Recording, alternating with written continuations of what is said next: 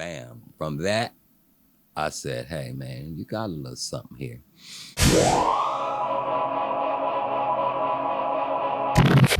As far as art is concerned, I grew up in the 50s. Well, I was born in the 50s, grew up in the 60s. Um, and I grew up in a real bad neighborhood. When I look out my bedroom window, 30 yards outside of my bedroom window were pimps, drug dealers, burglars, scramblers, gamblers. I could look out my bedroom window and see all of that stuff. So my mom tried to shield us from it as best as she could. So each Christmas, she would buy a lot of paint by number paints, and she would buy us a lot of drawing tablets and drawing books and things of that nature.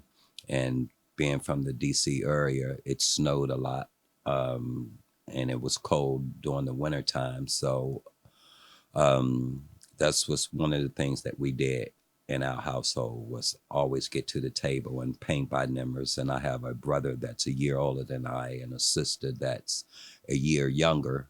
So we would challenge each other and always would take our stuff and show it to our mom for approval. And I never forget, my brother was a better drawer than me. He was a better artist. We would use those old, real thick dictionaries, and we would just open them and try to draw the different things in the dictionaries.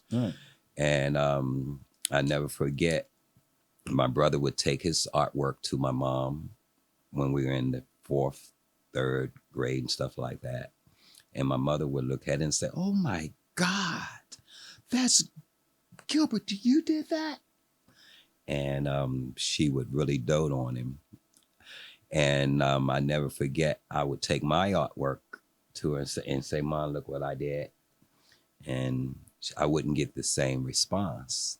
And I kind of walk away. She said, yeah, that's nice, Spencer. And I go on back to the table with my head kind of down. But I would always say to myself, I'm going to draw his ass one day. I'm going to get him one day. And make a long story short, there were no video games. There were no cell phones to have. So we would challenge ourselves. Drawing was a big challenge for young people in general, not just my family. A lot of young people when I was growing up put energy into drawing. But what made me realize that I had something as far as drawing is concerned was when I was in the 5th grade, the art teacher asked everybody to choose a partner. The tables were long tables, and one person had to get on the other side of you, your partner. And the people on this side all had a piece of paper and a pencil, and everybody over on the other side were the subjects and all of the other kids. And so we were, the assignment was to draw the person in front of you. And my classmates, I guess, didn't take it serious. They would just real fast draw a stick person with ears and stick hands and stuff. Like, oh my God, look at Shanice, look at Shanice. They would draw them with all kind of this crazy stuff. But me personally, I really put a lot of energy into trying to draw the girl that was in front of me. And everybody were in the class were in awe. Oh my God, look. Oh my God, it looks like Michelle. It looks like her. And after I got finished drawing it, the teacher took the picture and she put it on the blackboard. Up on the wall. And it stayed there the entire school year. What must have made you feel? And that made me feel, it motivated me to say, hey, I've arrived a little bit. Right. You kind of like, I am good. It makes you just validates you almost, right? It did. Perfect word. It validated me to a degree. And then also once I got in the 6th grade, I drew a picture of, that's the year that Michael Jackson and the Jackson 5 came out. And they were like the Beatles and Michael Jackson. There was nothing on earth that was bigger. Nothing could touch them. So there was a Jackson 5 cartoon back in the 70s. I remember watching it. Not obviously not back in the 70s, but Mhm. I do remember watching it. So I drew a picture of Michael Jackson, the Michael Jackson cartoon character. And when I came back to art to the art room a few days later, the picture was missing. So I really, really didn't put that much emphasis on the picture because by that time I had drawn quite a few pictures of Michael Jackson, you Right. know, but I had realized it was missing and thought very little of it. So the very next year, I get in the 7th grade, bus to a different school way across town, and they had an art exhibit. And lo and behold, a year later, my picture is in the art exhibit.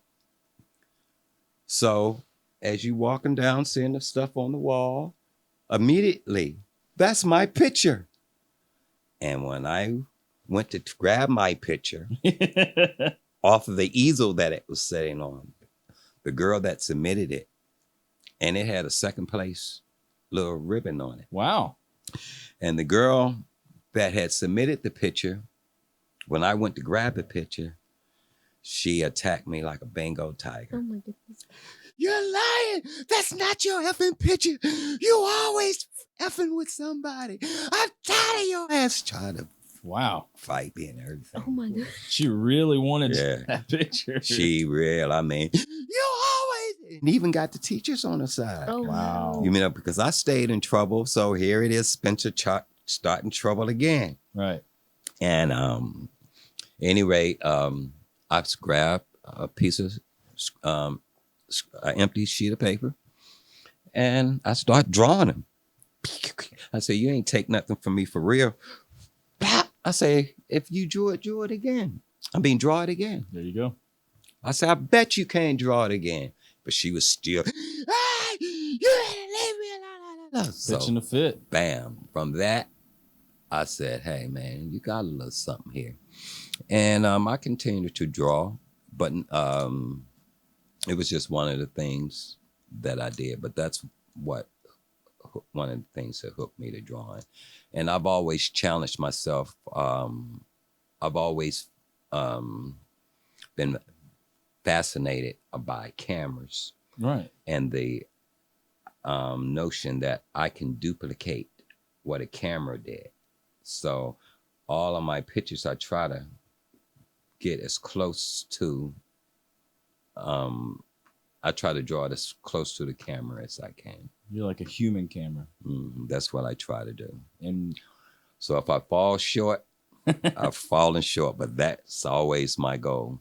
but you know what's great about that though is a camera is a piece of technology, right? It can capture a moment, but when you draw that, you can see in the picture, you can see almost the emotion and the feeling and kind of this almost the state of mind that you're in when someone, when someone views that, you can just kind of see what that person was, what mood they were in, what they were thinking at that moment, and how you know what I mean, what that picture means to them. So that's why I like hand drawn things. Pictures are awesome because it's great that you can capture a moment in time and keep it with you forever. But when someone draws that, it's almost like it transforms it. I guess you could say. It's helped me maintain my sanity because I've traveled some rocky roads in my life.